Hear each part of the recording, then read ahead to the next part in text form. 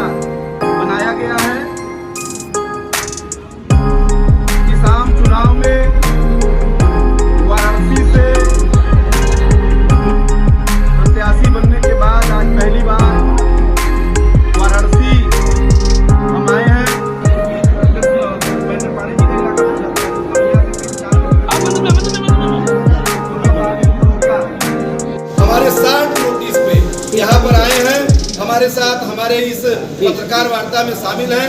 आप सबका स्वागत करते हुए ये आपसे कहना चाहता हूँ कि उत्तर प्रदेश में और पूरे देश में, खास करके उत्तर प्रदेश में ऑलरेडी 2 गठबंधन पहले से था, एनडीए और जिसको हमारे श्री पीडीए कहते हैं, जिसको इंडिया अलायंस भी कहा जाता था। उसके बाद भी पीडीएम बनाने की जरूरत क्यों पड़ी? जरूरत इसलिए पड़ी कि दोनों गठबंधनों में, जो मैं बार बार कह रहा हूँ, वंचित समुदाय को भागीदारी नहीं मिल रही थी, इसलिए पीडीएम मोर्चा बनाकर हम उत्तर प्रदेश के चुनाव में भाग ले रहे हैं। और साथियों, एक खास बात बनारस के परिप्रेक्ष्य में करना चाहता हूँ। बनारस का हमारा चुनाव किसान और बुनकर के सवाल पे हम लड़ने जा रहे हैं, क्योंकि हम केवल चुनाव मई के 7 मई के नामांकन जब प्रारंभ होगा तब से चुनाव ही नहीं लड़ते हैं। चुनाव के पूर्व भी पूरे 5 साल ट्रांसपोर्ट नगर में यदि किसानों पे लाठी चलती है, उनका जबरन भूमि अधिग्रहण किया जाता है, तो वहां भी हम लड़ते हैं।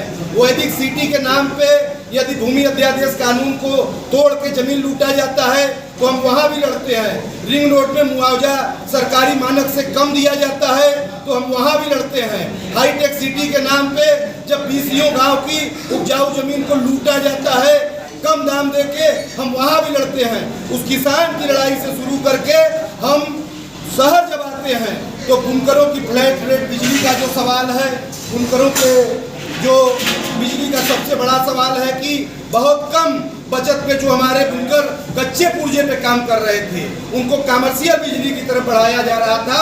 तो ये बुनकर किसान के सवालों को लेके हम चुनाव में जा रहे हैं। और आप पत्रकार साथी हैं, हमारे तमाम नेता पूरे देश के आ रहे हैं, लेकिन कोई भी बनारस में किसान के हाईटेक सिटी का आंदोलन, किसान के ट्रांसपोर्ट नगर का आंदोलन, किसान के वैदिक सिटी का आंदोलन, किसान के रिंग रोड में मुआवजे का सवाल नहीं उठा रहा है, बुनकरों के फ्लैट रेट का सवाल नहीं उठा रहा है।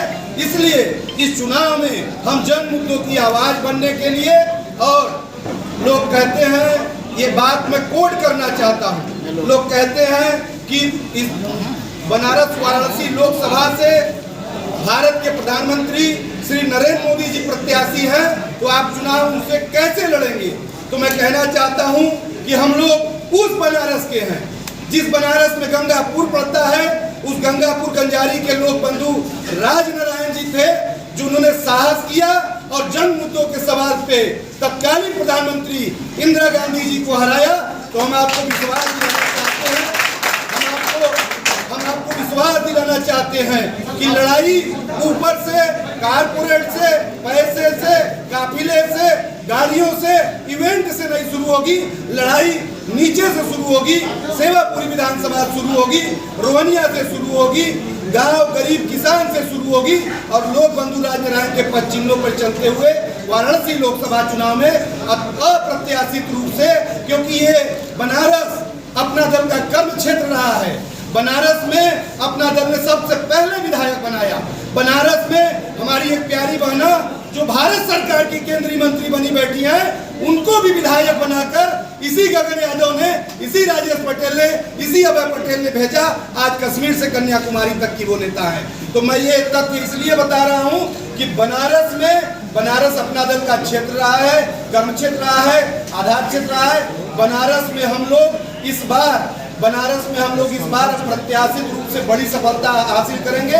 सामाजिक समीकरण भी हमारे पक्ष में है। सबसे ज्यादा आबादी किसान, कमेरो, कुर्मी ऐसे लोगों की बनारस में है। ऐसे लोगों को जोड़ के ऐसे पिछड़े, दलित, अल्पसंख्यक, वंचित, गरीब और तमाम ऐसे जो लोग वंचित हैं किसी भी मायने में जोड़ते हुए हम लोग इस बार चुनाव में अप्रत्याशित रूप से लोक बंधु राजनारायण जी के इतिहास को दोहराते हुए अप्रत्याशित रूप से सफलता हासिल करेंगे।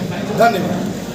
हमारे 60 नोटिस पे यहाँ पर आए हैं, हमारे साथ हमारे इस पत्रकार वार्ता में शामिल हैं। आप सबका स्वागत करते हुए ये आपसे कहना चाहता हूं कि उत्तर प्रदेश में और पूरे देश में, खास करके उत्तर प्रदेश में ऑलरेडी 2 गठबंधन पहले से था, एनडीए और जिसको हमारे श्री पीडीए कहते हैं, जिसको इंडिया अलायंस भी कहा जाता था। उसके बाद भी पीडीएम बनाने की जरूरत क्यों पड़ी? जरूरत इसलिए पड़ी कि दोनों गठबंधनों में, जो मैं बार बार कह रहा हूँ, वंचित समुदाय को भागीदारी नहीं मिल रही थी, इसलिए पीडीएम मोर्चा बनाकर हम उत्तर प्रदेश के चुनाव में भाग ले रहे हैं। और साथियों, एक खास बात बनारस के परिप्रेक्ष्य में करना चाहता हूं।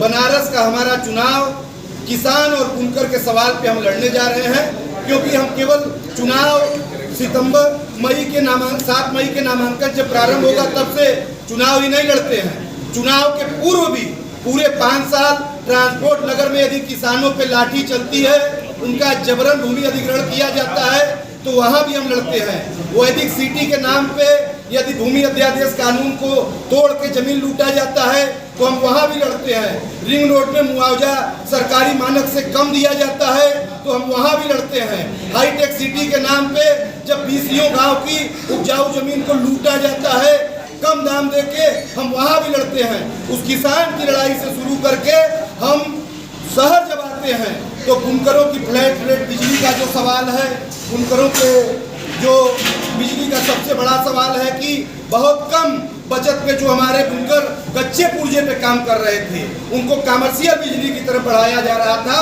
तो ये बुनकर किसान के सवालों को लेके हम चुनाव में जा रहे हैं। और आप पत्रकार साथी हैं, हमारे तमाम नेता पूरे देश के आ रहे हैं, लेकिन कोई भी बनारस में किसान के हाईटेक सिटी का आंदोलन, किसान के ट्रांसपोर्ट नगर का आंदोलन, किसान के वैदिक सिटी का आंदोलन, किसान के रिंग रोड में मुआवजे का सवाल नहीं उठा रहा है, बुनकरों के फ्लैट रेट का सवाल नहीं उठा रहा है। इसलिए इस चुनाव में हम जन मुद्दों की आवाज बनने के लिए, और लोग कहते हैं, ये बात मैं कोट करना चाहता हूँ, लोग कहते हैं कि इस बनारस वाराणसी लोकसभा से भारत के प्रधानमंत्री श्री नरेंद्र मोदी जी प्रत्याशी हैं, तो आप चुनाव उनसे कैसे लड़ेंगे? तो मैं कहना चाहता हूं कि हम लोग उस बनारस के हैं जिस बनारस में गंगापुर पड़ता है। उस गंगापुर गंजारी के लोक बंधु राजनारायण जी थे, जिन्होंने साहस किया और जन मुद्दों के सवाल पे तत्कालीन प्रधानमंत्री इंदिरा गांधी जी को हराया।